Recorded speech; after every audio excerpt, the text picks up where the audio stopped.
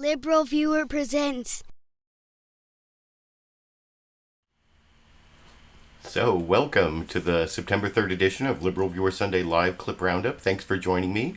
I've picked out the weekend's 14 best, most newsworthy clips for what should be really informative, educational, fair use, media criticism, and political analysis show for you all tonight. The only political comedy today will be a clip within a clip, kind of a Shakespearean play within a play thing, I guess, with Joy Reid from AM Joy on MSNBC showing a clip of herself on The Daily Show with Trevor Noah. Then, as usual, my clips come from the Sunday morning news analysis shows from this morning on the big five corporate outlets of ABC, NBC, CBS, CNN, and Fox News, the so-called corporate media here in the United States. You can see the 4 topics I'm covering listed down in the video description. You'll also see a list of the 14 clips and my notes if you can understand them. There's a link down there where you can read the list that I use to figure out what clips I'm going to do in what order. If you're watching as a recorded show, there'll also be time indexes there. You can click between the 4 different topics or go back to the beginning of a topic if you want to really understand it well or whatever. But like I said, I want to start with the big overarching topic, Trump's last chance, which has a couple different meanings, and then there'll be some sort of subtopics, or there's several clips, the most clips of all on North Korea, the breaking news about North Korea exploding what may or may not have been a hydrogen bomb and claiming they can miniaturize it and put it on an intercontinental ballistic missile. Then there'll also be some clips on DACA, the Deferred Action for childhood arrivals. Trump has promised by Tuesday that he will announce whether he's going to deport these 800,000 kids who were brought here under the age of 16 and have stayed out of trouble and are basically Americans and have graduated high school and are in college or in the military. And anyway, I'll be talking about that a little bit, and then a couple clips about Trump's continuing Russia scandal, which only got covered on a few of the shows, but there's stuff building, and there were several developments this last week that I'll talk about at the end of the program. But like I said, I want to start with Trump's last chance, and this was actually something that was brought up on The Daily Show, and it's kind of edited for AM Joy on MSNBC, where Joy and Reid said several additional things that I will talk about, but about whether Trump is actually going to, there's the old question, will Trump pivot? Is this the time he becomes presidential? And they were talking specifically about Hurricane Harvey and whether he would lead and become presidential at this point. And there's a lot of cynical laughter that was cut out of this clip, and a few other things that I'll talk about after we watch that 98-second clip together here. Could this not be the moment where he pivots to presidential and unifies the nation during its time of crisis? Only if he goes into Trump Tower, locks himself in, sends out a different person that isn't Donald Trump, maybe whose name is Donald Trump, but who is a completely different person, and then maybe that person can pivot and become the president we need. He is this guy, and he isn't going to become presidential. He's Donald Trump. Welcome back to AM Joy. Donald and Melania Trump got a second chance to make a first impression, offering some presidential comfort to Texas and Louisiana on Saturday, and even taking selfies with some of the victims of Hurricane Harvey. For Trump, the focus was less on the death toll of 42 or on the region's long road to recovery, but on whether Trump could pass the presidential empathy test, a test that many felt he failed the first time around. And again, he had to give it a second try. You normally don't have to give it a second try. And well, the second time must be the charm, because Trump's jolly comforter-in-chief act this time around caused the media to swoon. Ah, yes, there he is, engaging with real-life Americans at the massive shelter in NRG Center in Houston, military men in uniform, distressed parents, and babies. Joining me now. I like that last part. Babies. And I found that amusing. I found Joy Reid's appearance on The Daily Show amusing. Although, like I said, it was kind of cut out. They cut out a lot of the laughter about the idea that Donald Trump would change. They cut out where Joy Reid said he's 70, 71, whatever his age is. He's not going to change, which I guess is kind of ageist. You think they cut it out because saying he can't change because he's in his 70s? I don't know. Maybe that's why. But anyway, that is what I have in terms of political comedy for this week. I hope you're settling in to watch the clips. For the Sandy fans out there, by the way, you can see here Sandy also settling in.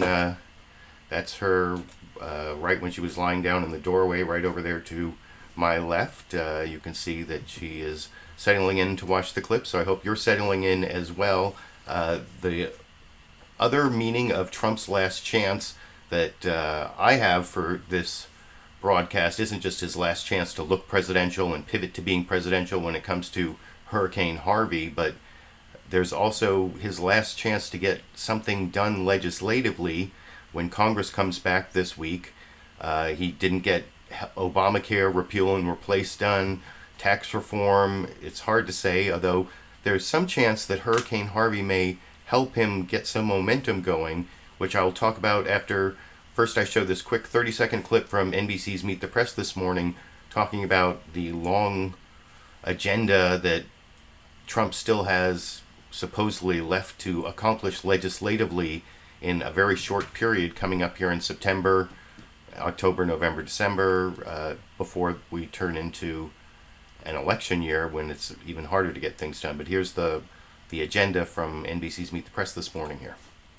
Welcome back. Even before Hurricane Harvey hit, President Trump and Congress had a pretty big to-do list for September. Passing a budget, raising the debt limit, basically our credit card line, keeping the government open, deciding whether and how to pay for Mr. Trump's border wall, and of course, getting tax reform started. And the president claims he still wants to do health care. All that would have been hard enough if President Trump weren't weakened by some poll numbers in the 30s now and an increasingly testy relationship with his own party. Now, to talk about... So you can see there, that's the big agenda, and I think Meet the Press did the best job of putting it all together in a list there, so that's why I showed that clip. And then joining Chuck Todd for the questioning, he had Roy Blunt, the senator from Missouri, and first he asked him about Hurricane Harvey for a while, but then got to the question I was talking about as to whether Hurricane Harvey is going to help out Donald Trump in getting momentum, or whether it's going to put some things off the agenda. And then there's this idea of the debt ceiling, and it looks like they may be trying to get the raising of the debt ceiling, which I will explain what that is if you don't know what it is after I show the clip. But I want to get to the Roy Blunt clip, about 2.5 minutes, a little under 2.5 minutes from Meet the Press this morning here. That you guys have in September, it isn't a full month because there's a lot of holidays, so actually you have probably about 2 working weeks to actually get some stuff done. The aid to Harvey, does this mean that the debt ceiling fight is postponed because of Harvey? The government shutdown, potential brinksmanship is not going to happen this month because of Harvey. Is that fair to say that all of this will get packaged together to at least keep the lights on for 3 months, raise the debt limit? Is that where we're headed? I think it does create another reason as to why you want to keep the government open. Frankly, no interest in Republican leaders. I would think any leaders on Capitol Hill of not keeping the government open.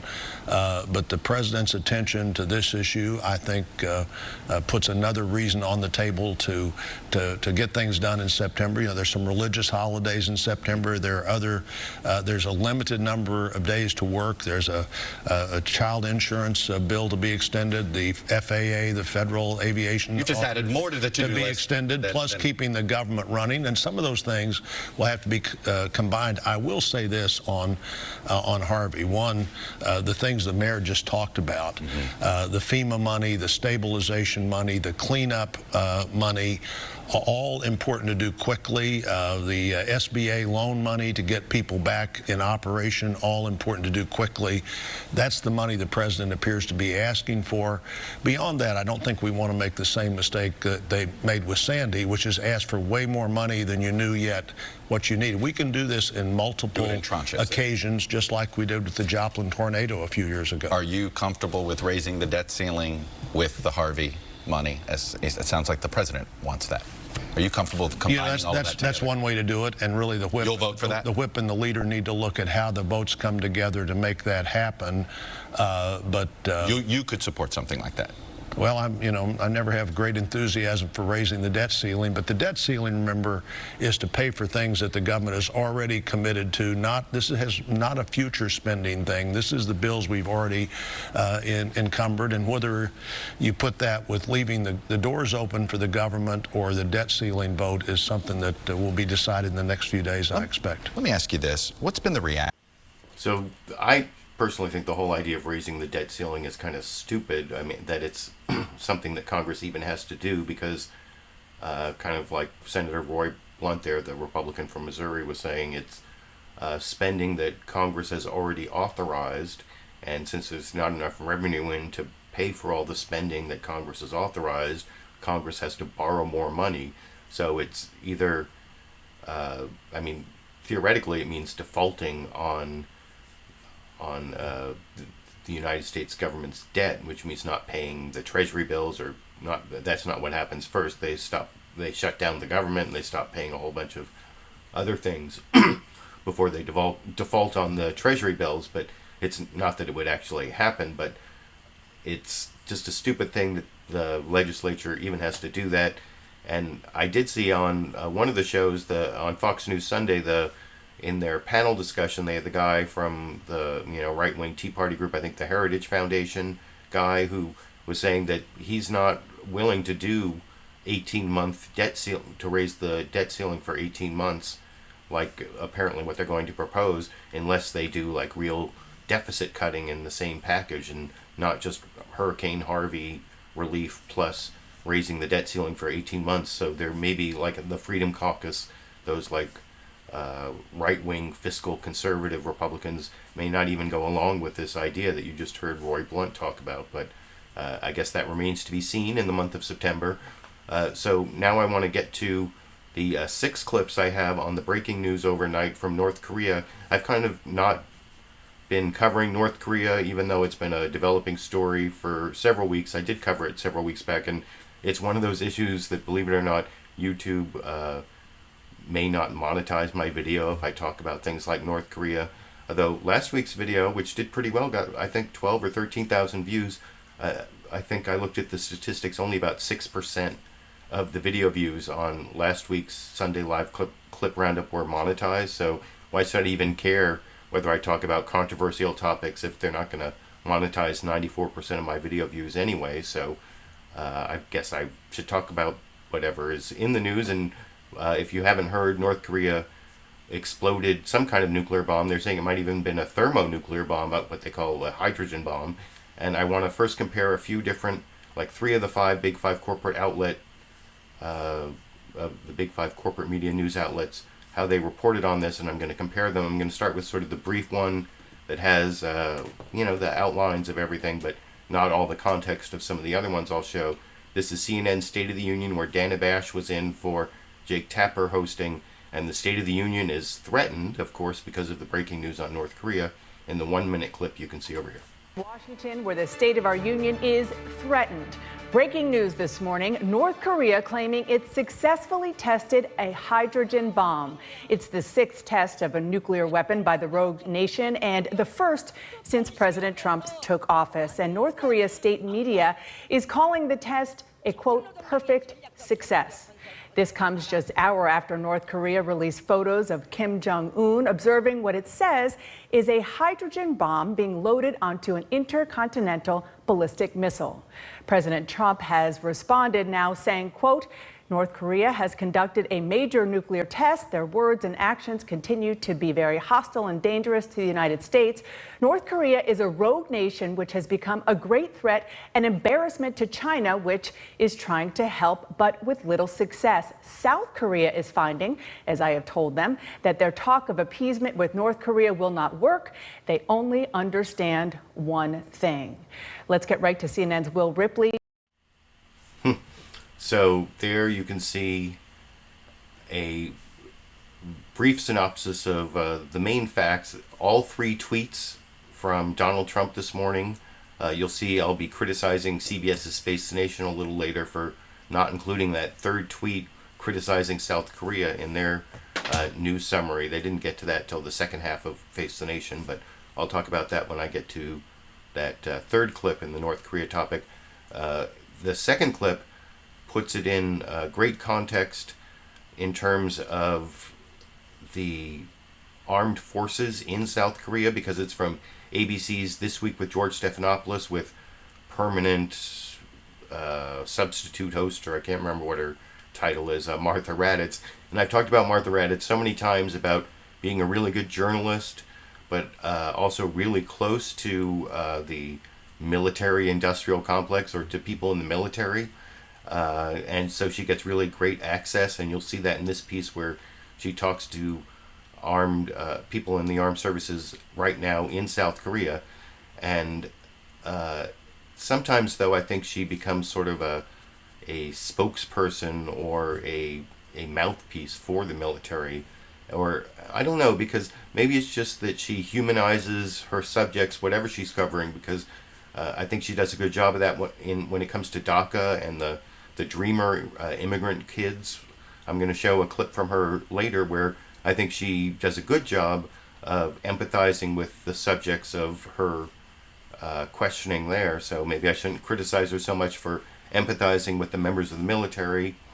Maybe it's just because I think that there's too much pro-military rhetoric in the corporate media as it is. Maybe that's why I'm so critical of Martha Raddatz for that particular problem. But overall, this almost 5-minute clip from ABC's This Week has great context in terms of what's happening on the Korean Peninsula. It has the same facts you saw, of course, in the CNN State of the Union clip I showed before, including all three tweets, which is one of my bases for comparison when I get to CBS in a minute. But here's the ABC clip I'll watch together with you, and then we can talk about it after we watch it here. International crisis breaking overnight. Just before midnight, U.S. authorities detected an earthquake in North Korea. An hour later, the government of South Korea said it was caused by an underground nuclear test. 2:35 a.m., North Korea made it official, saying it had tested a hydrogen bomb, a bomb designed to be carried on an intercontinental ballistic missile. This is the 6th time North Korea has set off an underground nuclear device, and the first such test since Donald Trump took office. According to Japanese authorities, the test bomb was the strongest yet, 4 to 5 times as big as the bomb dropped on Nagasaki in 1945. Adding to the alarm, on Saturday, North Korea put out this photo, what they claim to be a nuclear device small enough to fit on a missile. The great fear all along is that if North Korea can build a nuke that could reach the United States, the president will need to act. The president tweeting this morning that North Korea has conducted a major nuclear test. Their words and actions continue to be very hostile and dangerous to the United States. North Korea is a rogue nation, which has become a great threat and embarrassment to China, which is trying to help, but with little success. South Korea is finding, as I have told them, that their talk of appeasement with North Korea will not work. They only understand one thing. For the president, it is a return to the tough tone of early August. North Korea best not make any more threats to the United States. They will be met with fire and fury like the world has never seen. That was President Trump in early August, his tough talk cranking up the heat. If anything, maybe that statement wasn't tough enough. and we're backed by 100% by our military. We were with the military in the region just weeks ago. I went to Osan Air Base in South Korea and witnessed the military flying some of its most advanced warplanes. All right, here we go. We were given incredibly rare access, a backseat ride-along on an F-16. Present altitude 7,000. In the front seat, Captain True Daniels from the 36th Fighter Squadron. It's a pretty smooth ride, though, isn't it? Just miles away from the demilitarized zone that divides North and South Korea. So how far are we from North Korea right now? Right now, 10 miles. And that's as close as you can get. That's as close as we can absolutely go. Flying through one of the most heavily restricted airspaces in the world. A state of constant readiness, always preparing for that call should it ever come. The 36 flies about 170 sorties each week, simulating strikes on air defenses, tanks, and more. It must be strange. We're not really in a war zone, but it could happen at any time. Laser code. I tell you, it definitely gives you a real purpose for waking up in the morning. And that's our mission here, is to be ready to fight at a moment's notice. And that's why we like to say at the 51st Fighter Wing is that we're ready to fight tonight. Back on the ground, I asked Captain Daniels and fellow pilot Major Ram Weller what it would look like if tensions boiled over and real conflict began. We prepare, namely to deter North Korea and any aggressive stance that they take.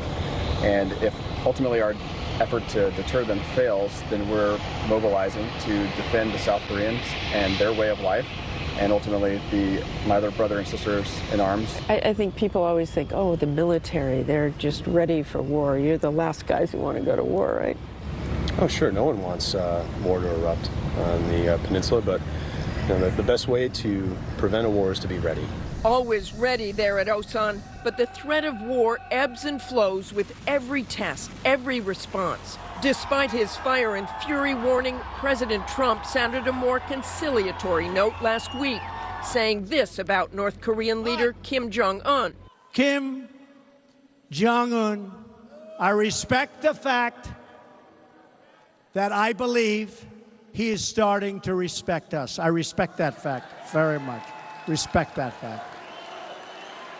And maybe, probably not, but maybe something positive can come about. The overnight nuclear test, anything but positive. Let's bring in ABC. So I think the ABC held Donald Trump accountable for what he said about North Korea and his basically failure to control North Korea in terms of this testing.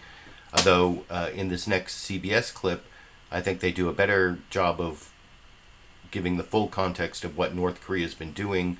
The 18 missile tests just since Donald Trump took office. And it's really a big step up for the North Korean aggressiveness and provocation, if that's what you want to call it, or you might want to call it an assertion of North Korean sovereignty in the face of Trump's provocation. I don't know, I guess if you want to have a two-sided debate on it, that might be the other side. One thing about this next clip from CBS's Face the Nation, it starts off with Margaret Brennan, the guest host on Face the Nation for John Dickerson, showing 2 of the 3 tweets, but not the one where Donald Trump is critical of South Korea for appeasing North Korea, which seemed a little bit uncalled for. And you'll see they go over to Ben Casey, not Ben Casey, what's his name? Ben Tracy, excuse me, not Dr. Ben Casey. I'm not even old enough to remember Dr. Ben Casey, or well, is he in the comics? Whatever, you can let me know down in the comment section. I've actually been reading the live comments along the way, and one of the things I saw along the way was my first Super Chat contribution for the day from Johanna Rodriguez, $10.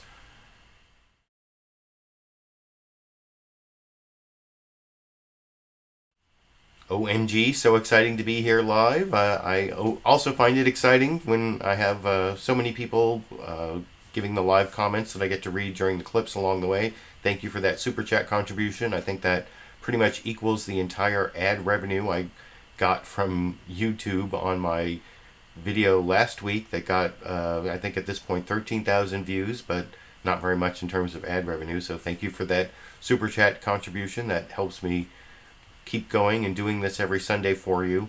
I want to go, like I said, to this CBS clip of Margaret Brennan going to Ben Tracy, leaving out the third critical tweet on South Korea, but I think talking most about how North Korea has been very provocative to Trump during Trump's administration and the overall context of North Korea over in this clip.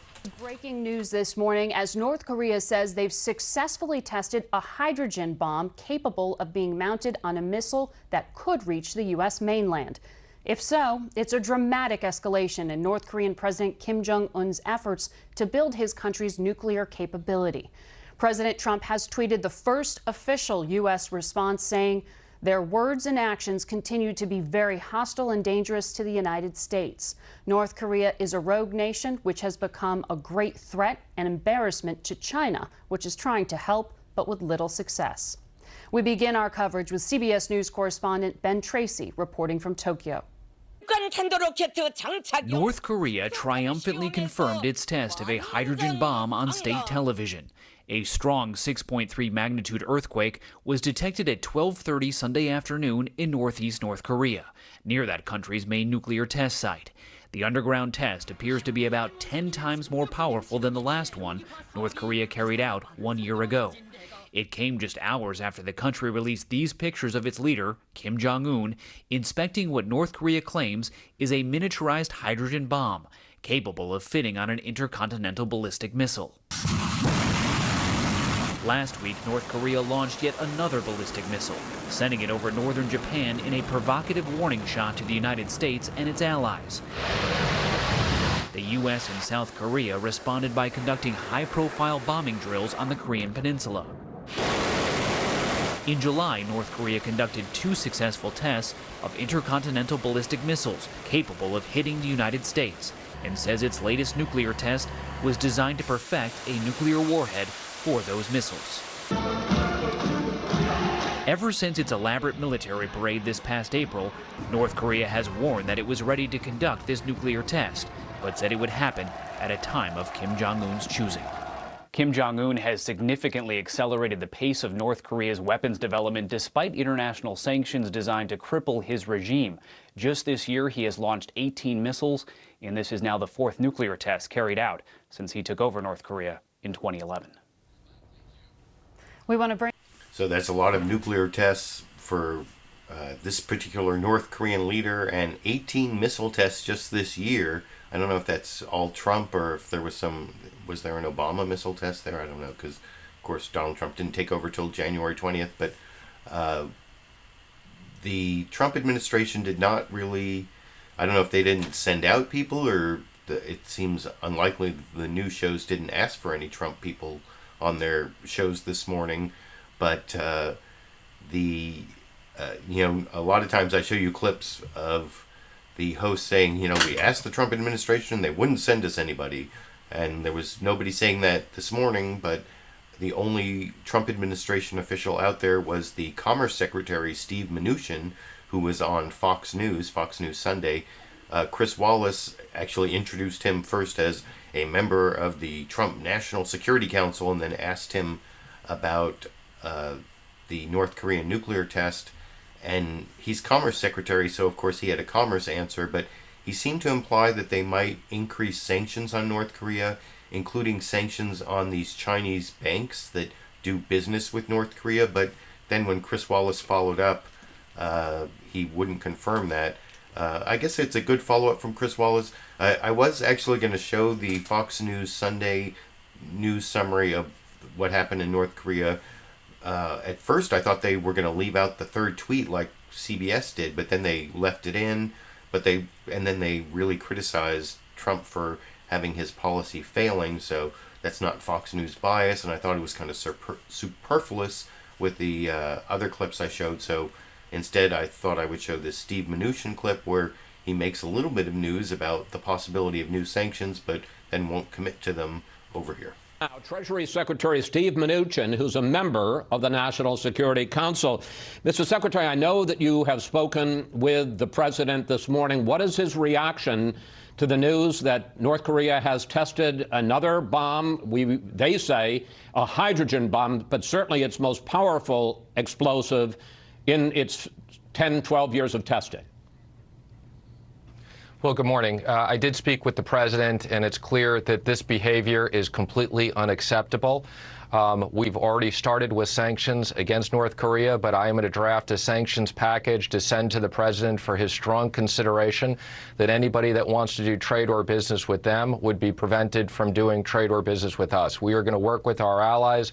We'll work with China, but people need to cut off North Korea economically. This is unacceptable behavior. Does that mean, when you talk about a new trade sanction package, that we're going to be much tougher than we have been so far on Chinese financial institutions, Chinese companies?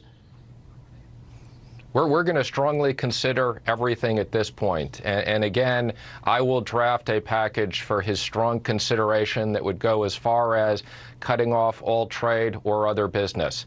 And this behavior is unacceptable. And if countries want to do business with the United States, they obviously will be working with our allies and others to cut off North Korea economically. I know it's early at this point, Mr. Secretary. So, I mean, at least it's good that there's some sort of non-military solution that the Trump administration is considering, because Trump was saying that North Korea only understands one thing in that third tweet that CBS didn't show, but the other news program showed. And hopefully there's some non-military solution, because as my second Super Chat contributor Joshua Dunn noted in the comments during the clips,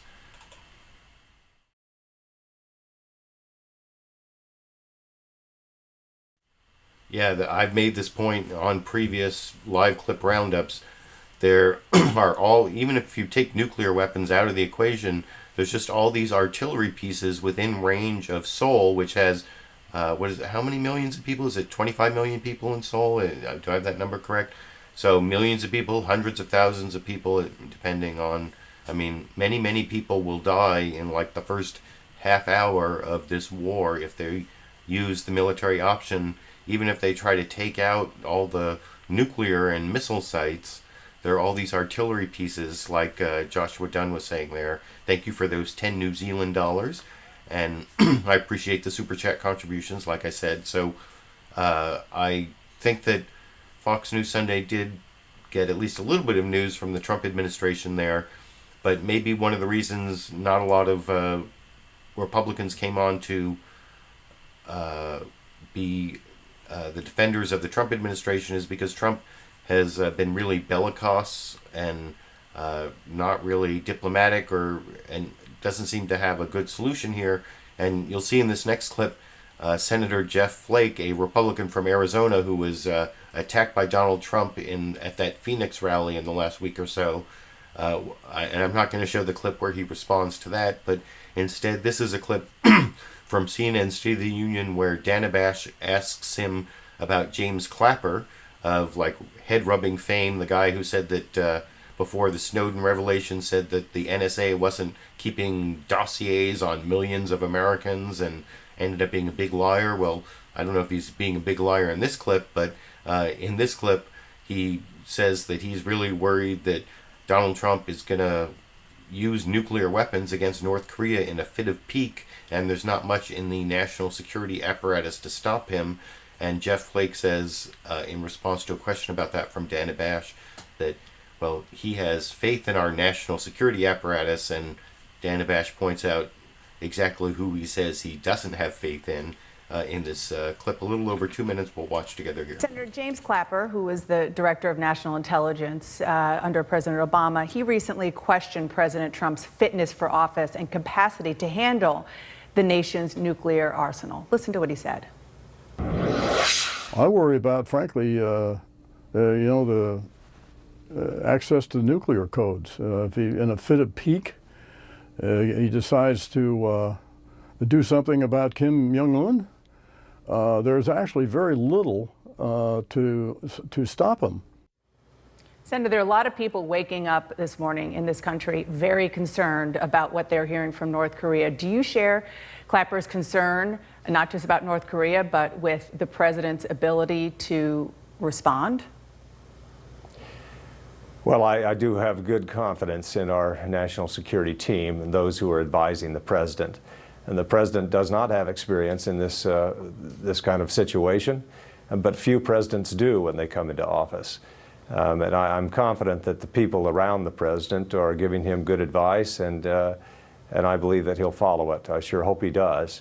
Obviously, you like a leader that is measured and sober and consistent. Our allies want to hear that. I think our adversaries need to hear that. But we've got a good team around the president. Senator, you talked there about the president's team, but not about the president himself. Are you concerned about the president himself as James Clapper is? Like I said, no president comes in prepared with regard to foreign policy experience. That's why you have a good team around them.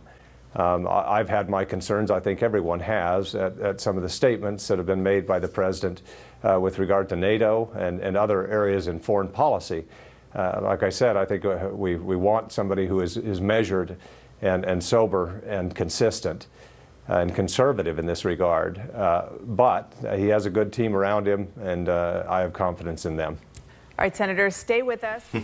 So I don't know, how subtle was that diss there on Trump? I mean, he did kind of try to soften it in his answer to the follow-up. Well, you know, a lot of presidents don't come in with a lot of foreign policy experience, but I don't know, the confidence in the in the national security team, but not willing to say he has confidence in the president from a Republican for a Republican president. I think that is something to remark on. That makes it remarkable, I guess. Isn't that what remarkable means? So I thought it would show that. But if you want the opinion of a Democrat, I'm going to show you one of two Adam Schiff clips. And I think Adam Schiff is like really revving up to do something bigger than just being a member of the House of Representatives.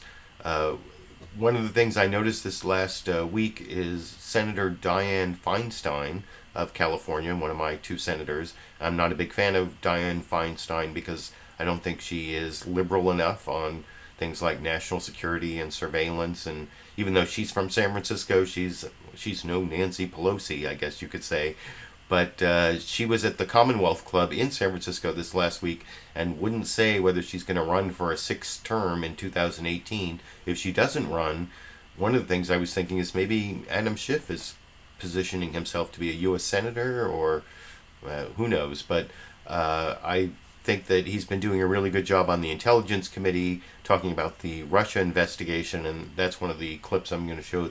In fact, that's the very last clip I'm going to show is Adam Schiff talking about Russia. But I wanted to show this last clip on North Korea where first you'll see Adam Schiff explaining why it's really stupid for Donald Trump to be attacking South Korea, not just in that tweet, but then in also saying he may abrogate the free trade pact that the United States has with South Korea right at this time when South Korea is under all this pressure from the North Korean nuclear test. So that's the beginning of this clip, and then you'll see Dana Bash on CNN State of the Union follows up with the whole idea of the tweet and the break, why is Trump doing this? And of course, Adam Schiff is very critical of the Trump administration position in the 2-minute clip I'm going to watch with you over here. So why we would want to show divisions with South Korea right now, it makes no sense at all. The president will be meeting later today with his national security team. He is not the first president to deal with these very tough choices, and that is the nuclear process that is going on in North Korea, trying to deal with it diplomatically, having the threat of military force behind it. When he talks about fire and fury, though, or when he did in the past several weeks, do you think that that is the right approach? I think these erratic and often bellicose tweets are not productive. It could be counterproductive with a regime like North Korea that's already fears that we're going to invade North Korea and have imperialist ambitions in North Korea. So I don't think that makes much sense, and it also could cause them to miscalculate in a way that could really escalate things. I think a far better approach, frankly, is to look at the lessons that we learned and how we dealt with Iran and how we dealt with the Soviet Union in terms of either getting a cessation or a rollback of their nuclear programs. There are some good templates for us to use, but none of them involve the fiery kind of rhetoric that's more appropriate for Pyongyang than Washington. So let's strategize with our allies about how we can maximize pressure.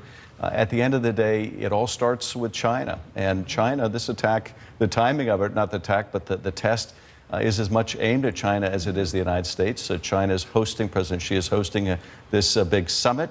So it's a direct affront to China. They ought to be heavily motivated to do something. China obviously doesn't want to see a collapse of the North regime and a unified peninsula under Western allied control. But nonetheless, there's a lot more China can do if we give China the right incentives. There is, and the Trump administration has been trying with China, just like, again, his predecessors. He hasn't been that successful, but we'll see if that changes. Congressman, we have a lot more to talk about and a whole... And like I said, Adam Schiff comes back later talking about the Russia investigation when Tanabash says they have a lot more to talk about. But I'm becoming more and more a fan of Adam Schiff. That's why I was talking about maybe he's vying for some higher political office. I like the erratic and bellicose tweets are not foreign policy comment that he made early in that clip. Although, I don't know. I mean, he is right that China is the key actor. That's the big cliche. And I think someone even called it a big cliche on one of the shows this morning. But, I mean, is it possible that Donald Trump is really a strategic master and his bellicosity, and he's like creating all this furor, the fire and the fury is actually supposed to make China nervous, not supposed to make all of us nervous, and China gets nervous, and you saw Steve Mnuchin talk possibly about increased sanctions on Chinese banks. Is that all supposed to make China solve this problem for us? Is it some, big three-dimensional chess game that Trump is playing? I find that very, very, very, very, very difficult to believe, but you can let me know what you think down in the comment section. I was reading the live comments along the way. I saw Nelson 100 gave me a 10-pound contribution. I'm getting all 10, like 10 pounds, 10 New Zealand dollars, 10 American dollars. I'm getting all 10s. I feel like Nadia Comaneci or something today, or is that almost as bad as Dr. Ben Casey? Does anyone remember Nadia Comaneci? That was... whatever. That was the last clip on the North Korea breaking news. And like I said, I now want to get to the DACA issue, Deferred Action on Childhood Arrivals. I've talked a lot about immigration over the years. I've worked really hard for immigrant rights as part of the ACLU as an ACLU activist here in California, for working for the Trust Act. Even Sandy helped with the Trust Act. She got on national TV on Univision.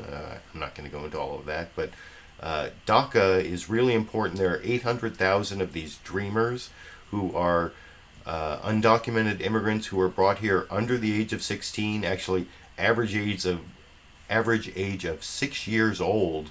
So basically, they know no other country than the United States. They are as American as people who are born here, basically. Unless... I don't know why that's such a big dividing line, but you can disagree with me down in the comment section if you want to.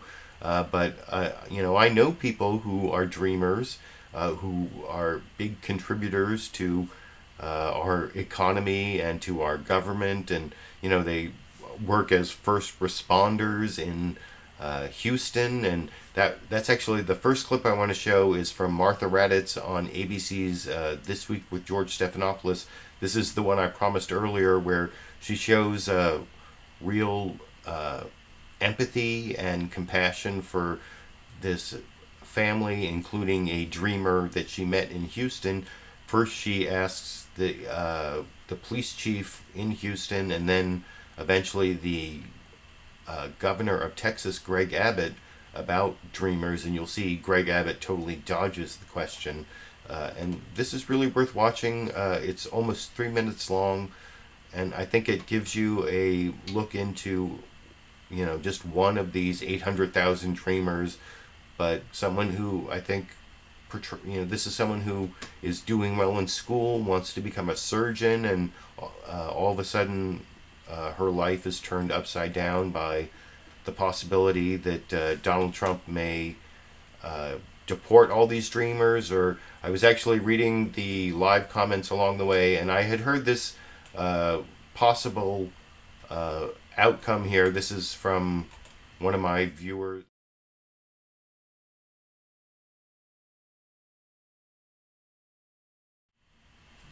Coriolis was reporting, I've seen this breaking story, that Trump may be delaying the deportation of the Dreamers for 6 months to let Congress solve the problem. Whether that's true or not, I've seen Trump do these weird immigration head fakes before where he says he's going to do one thing and then does the other. So that might be true, and I'll talk about that more after we watch this 3-minute clip on the issue from ABC's This Week with George Stephanopoulos, where Martha Raddatz, like I said, does a good job humanizing one of these dreamers over here. To help evacuees may be complicated by a new challenge. With President Trump set to announce his decision this week on whether to end the DACA program, which allows undocumented immigrants who came to this country as children to stay under work permits. There are so many homes that have been damaged and some beyond repair in our state. And then you add on top of that all the issues with the immigration debate and all the ugliness of that. I was mentioning to somebody yesterday, it's a state official that was pushing this anti-immigration ugly narrative, and I asked him, now what are you going to tell the American people when we've scared away so many hardworking people? Houston has one of the highest populations of so-called dreamers in the country. We met one of them, 15-year-old Yasmin Medrano, as her family returned to their flooded-out Houston home, which they just recently paid off. It's a lot of work, and our house is just crumbling down like that. Sad. Her family came to the U.S. when she was 5. She just applied for DACA status. Now the stress of both Harvey and the president's looming decision is taking its toll on her dream of becoming a surgeon. My biggest fear is for us to get deported. For my family, all the hard work that they have done to just be thrown away and then go back to how we were. And for me to not be able to study, not be able to work, it's a lot. Yeah. And then I still have to worry about going back to school. So it's kind of stressful. Yeah. I asked Governor Abbott about Yasmin. She said that she doesn't know what she's more nervous about, the flood or being deported. When should she stop being nervous? Well, that obviously would depend upon so many factors that are hard to predict right now. One would be what the president would do, another would be what Congress would do. So Martha, until Congress, until the United States truly reforms our immigration system with standards that everybody knows and understands that are enforced and applied, we will continue to deal with these very challenging circumstances. So what would you say to that 15-year-old? The best place to get into is the United States of America, and we need to make sure we keep America, that shining city on the hill that people aspire to. So it's not with someone like her here? Well, it's going to be a standard that ensures that America will be the place that people aspire to, and there will be ways, if Congress reforms the immigration system, there will be ways in which America needs to continue to attract immigration through the legal system. The experience of... So, yeah, that was a really good clip, I thought, from ABC's This Week with George Stephanopoulos. My one criticism from them is they had a member of the Senate, Ted Cruz, and then a member of the House, Joaquin Castro, on, and did not ask either of them about DACA, especially Ted Cruz. So that was my criticism of ABC, despite having that really good questioning of Greg Abbott that he totally dodged, the governor of Texas. Oh, by the way, I was reading the live comments along the way. I saw Jay Woods was like, just offered me or donated $20 to understand what Sandy had to do with DACA. I didn't say Sandy had to do with DACA. She had to do with what's called the Trust Act here in California, which was one of the first statewide laws making California a so-called sanctuary state. And I don't want to go into all the details, but you can Google the video in which Sandy appears, got national TV exposure on Univision. Here's a thumbnail of that.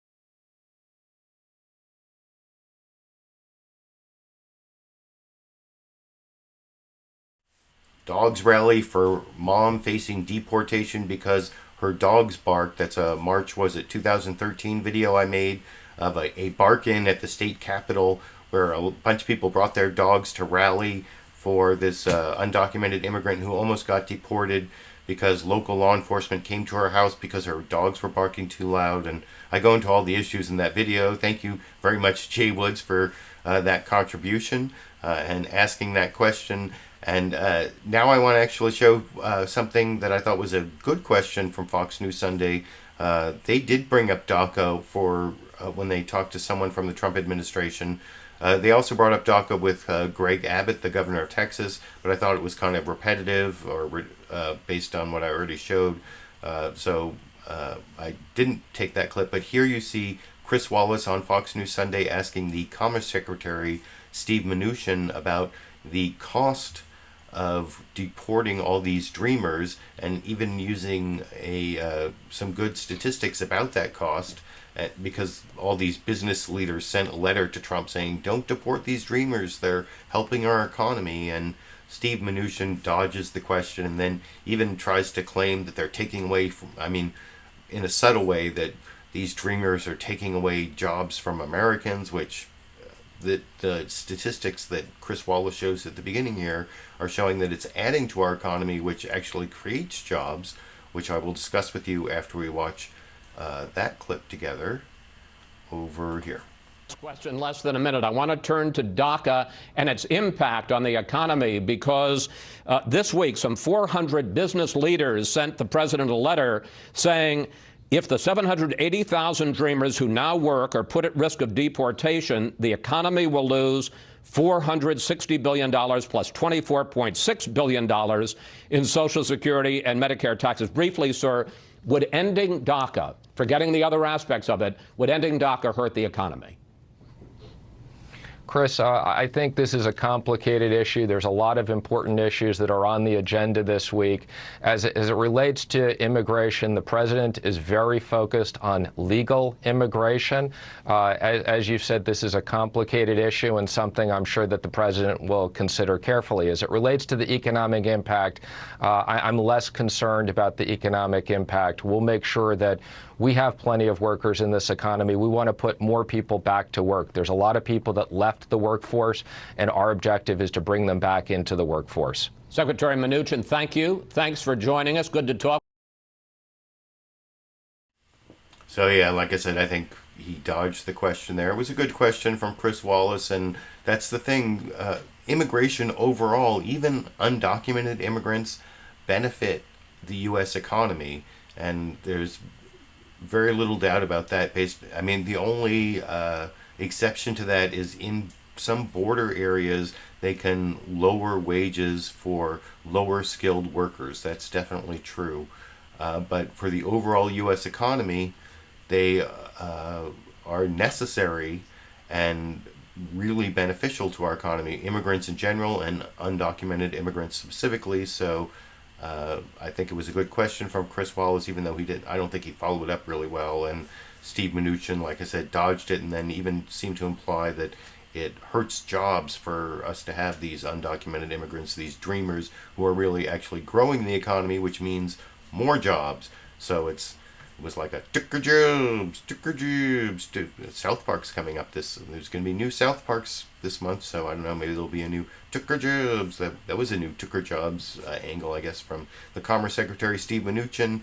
But before I leave the subject of DACA, I want to show how an Arizona senator, Jeff Flake, who has been a big opponent as a Republican against President Trump, how he responds to the idea that Trump should keep his promise and deport all these dreamers like he promised during the campaign. And I don't know, this seems like something only a politician would argue. Like, that when the president campaigns, there are like some promises you hope he keeps and some, you hope he's just a big liar. That's what he's saying. I hope Trump's a big liar on this one, as I will discuss with you after we watch that clip together here. I want to ask you about what's known as DACA, the Obama-era program that shields young documented immigrants who were brought to the U.S. by their parents, shields them from deportation. You tweeted the following on Friday: Congress needs to take immediate action to protect DACA kids. But let me show you what President Trump promised during the campaign in your home state of Arizona. We will immediately terminate President Obama's 2 illegal executive amnesties in which he defied federal law and the Constitution to give amnesty to approximately 5 million illegal immigrants. 5 million. Senator, the president said he's going to make a decision soon. Why should he go back on this promise, which was very popular among Republicans in places like your state? Because it would be the right thing to do, to go back on a promise. Obviously, you hope that presidents keep some of their campaign promises, and you hope that they ignore others. This is one that he ought to ignore. There are 800,000 DACA kids who were brought across the border. The median age, I think, is 6 years old for those 800,000 when they came across the border. They should not be punished for the sins of their parents. That's just the basic principle that we ought to follow here. They are either in school or have graduated and are working. Almost all of them, I think 90-some% of them, are in the workforce. To remove them from the country, to split up families like this, is just not the way we ought to go. And Senator, if the president says that he will extend the protections for Dreamers, but do it in exchange for funding from Congress, from you, for his border wall, would you go along with that compromise? Obviously, all of us believe in border security. It depends on what he means by the wall, and we still really haven't seen what he means by the wall. If that's a metaphor for border security, we can certainly support that. But if he's talking about a solitary brick and mortar 2,000-mile edifice on the border, then no, nobody ought to support that. So we really haven't seen what the president is really talking about when he talks about the wall. So that's the moderate Republican view on this, and I've seen many Democrats say they won't do a trade for the Dreamers in exchange for the wall, and whether that's a good bargaining position or not, I don't know. But I just hope if Donald Trump, as some people have reported, is going to say he's going to deport these Dreamers, at these 800,000 kids brought here, at an average age of 6 years old, who are, have gone through background checks, have voluntarily given their contact information to the government to now round them up and deport them when they're basically in some ways the best of our undocumented immigrants. I mean, there are a lot of really good, the way Trump portrayed undocumented immigrants at the beginning of the campaign is, rapists and criminals. That is totally the opposite of the facts that immigrants in general and undocumented immigrants specifically commit crimes at a lower rate because they're worried about being deported, and they in general, according statistically, tend to be hardworking, and that that's why people get up and leave their home countries and come all the way here, is because they have more motivation and drive. It's like a self-selection for having for being a hard worker, or to be motivated, or have it's not true of every single undocumented immigrant, but I think that it's a huge resource economically, and just in terms of the human factor. These are real people, some of whom I know personally, and that's why I hope that Congress, the president, whoever has to take care of it, if Congress can pass legislation, I don't care if Republicans and Trump get credit and it increases their political capital, helps them. I just hope that they don't deport these people because they're Americans in every way, but the documentation. And in terms of the Dreamers, they've actually given all their contact information and gone through background checks and gotten documents, so they're not even really undocumented. So that's the last thing I want to say on that topic. And like I said, I have two brief clips at the end on the topic of the ongoing Trump-Russia scandal. Hasn't gotten a lot of coverage over the last couple of weeks because of Hurricane Harvey and the whole Charlottesville debacle and tragedy, and it was only covered briefly by a few of the shows. And first I want to show a 45-second clip from NBC's Meet the Press that sort of detailed just the developments in the last week, which it's hard to believe they didn't get more coverage on the Sunday morning news analysis shows than they did, because there's a lot of stuff going on in the background, which I will discuss with you after we watch that clip together here. Oh, by the way, Russia. And I say, oh, by the way, because as my executive producer put it in one of our morning meetings this week, he said, there's a lot of this and that. Let me run through a little bit of the this or that. Mueller obtains an early draft of President Trump's letter firing Comey. Basically, we find out there's a second letter besides the one the Attorney General and the Deputy Attorney General wrote. Special Counsel Mueller apparently is teaming up with the New York Attorney General and the IRS. Paul Manafort, the president's former one-time campaign manager, turns over a bunch of notes, including some notes from that infamous meeting with some Russians and Donald Trump Jr. And then, of course, we find out that, yes, the Trump Organization was trying to build a Trump Tower in Moscow. Susan Page, it is a lot of... So yeah, there's a lot of stuff just in the last week that happened, and that rough draft of the Comey firing letter, that could be real evidence, and unfortunately no one has released the text of that. It was like a news story, but the reporters were like getting secondhand information about what was actually in the letter. And the next clip I want to show, the final clip, is Representative Adam Schiff not talking about that letter, although if you want to see the entire interview over on CNN State of the Union, I believe it's available at the link I put down in the video description to the State of the Union program. His answer on that question is not very revealing, because he hasn't seen the letter, or he won't say whether he's seen the letter, or so he doesn't have much to add there. But he does talk about this idea that someone working for Trump was trying to get a Trump Tower in Moscow previous to, just at the beginning of Trump running for president, all the way up to when he actually announced. And why that's important, well, you can hear Adam Schiff make the strong argument that there could be significance in the Russia investigation.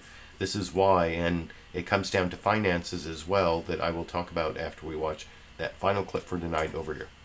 What you've been spending most of your time on, and that is the Russia investigation. We learned this week that President Trump's attorney, longtime attorney at the Trump Organization, Michael Cohen, during the beginning of the campaign, during the primary season, reached out to the Kremlin for assistance in building a Trump Tower in Moscow. Again, this was while President Trump's campaign was underway. How does that factor into your investigation? Well, I think it's very significant, and we had requested documents from Mr. Cohen, and not being satisfied, we subpoenaed Mr. Cohen for whatever records were relevant to our investigation. It means, among other things, the president was dishonest when he said during the campaign that he had no business in Russia, wasn't pursuing no business in Russia. So yet another, I think, misleading statement by the administration about their relationship with Russia. It's also significant because if they were pursuing business in Russia during the campaign, that might have influenced the positions that the candidate took in a more pro-Russian direction. After all, if they were going to be criticizing Putin, criticizing Russia, that would diminish the chances that this deal would go through. So I think it's very significant. We obviously want to get to the bottom of it, and we expect at some point we'll have Mr. Cohen come in and testify.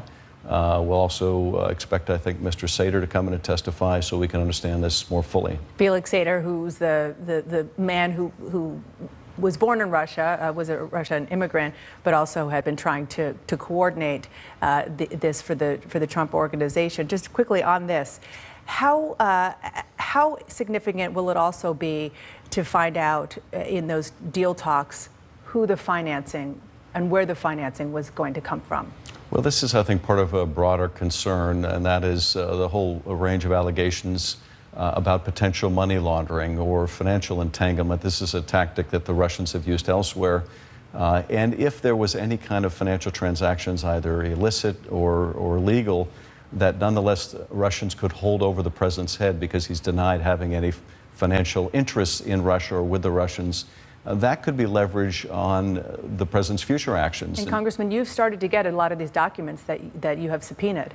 Is there an answer, an early answer to that question? Was there an attempt to money launder? I can't comment on any of the evidence, but that is, I think, one of the more serious allegations that that we need to look at, that I think Bob Mueller needs to look at, because anything that could exert a continuing influence, could shape U.S. policy, is among the most serious of allegations. Another bit of news is... So, wow, that's a lot of stuff going on in the background, and this Trump Tower deal could be, you know, a motive for why Trump wants to change Republican policy to become more pro-Russian, or it could also be a way that some sort of money laundering deal in finances, either with Trump or Paul Manafort, could be a basis for Russian influence over Donald Trump, which is something I've been talking about for months, that the most likely collusion connection isn't going to be some deal between the Trump people and Russia to